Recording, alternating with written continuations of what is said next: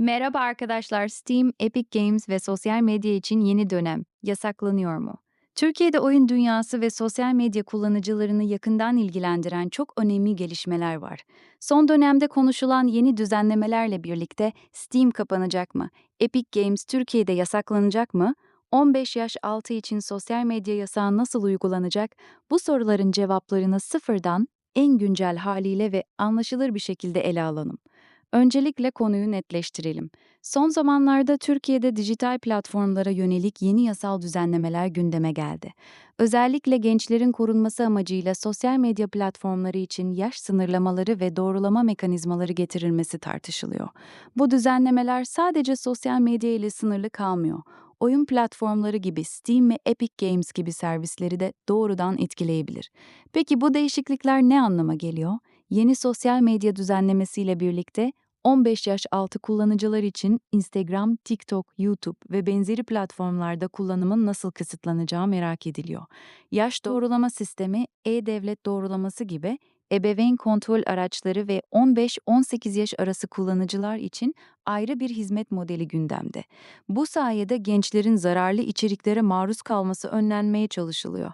Ayrıca oyun platformları için de önemli maddeler var. Oyun şirketlerinin temsili atama zorunluluğu, yaş derecelendirmesi, ebeveyn kontrolü ve olası ihlallerde para cezaları gibi yaptırımlar konuşuluyor.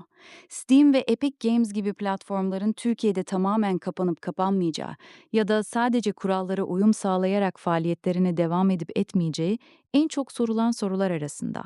Benzer düzenlemelere dünyanın başka ülkelerinde de rastlıyoruz.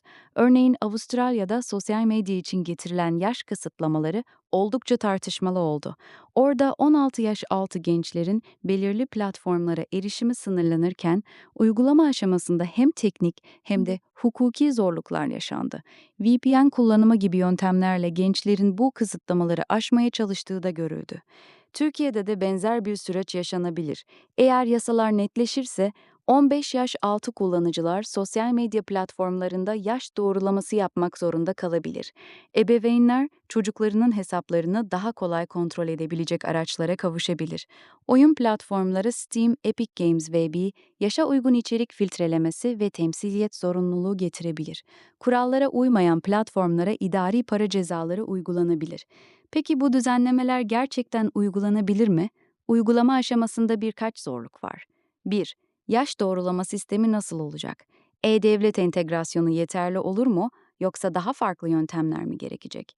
2. 15-18 yaş grubu için ayrıştırılmış hizmet modeli tam olarak neyi kapsayacak? 3. Steam ve Epic gibi uluslararası platformlar Türkiye'ye özel kurallara ne kadar hızlı uyum sağlayacak? 4. Kullanıcılar VPN aracılığıyla bu kısıtlamaları aşmaya çalışırsa ne olacak? Şu an için kesin bir yasak kararı yok. Daha çok düzenleme ve kısıtlama yönünde adımlar atılıyor. Amaç özellikle gençleri korumak.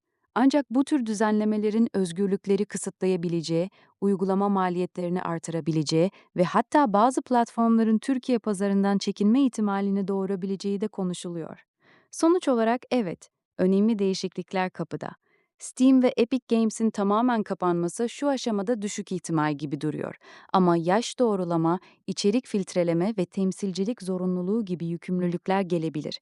Sosyal medya tarafında ise 15 yaş altı için ciddi kısıtlamalar bekleniyor. Siz ne düşünüyorsunuz? 15 yaş altı sosyal medya yasağına gerçekten uygulanabilir mi? Steam ve Epic Games gibi oyun platformları bu düzenlemelerden nasıl etkilenir? Yorumlarda fikirlerinizi paylaşmayı unutmayın.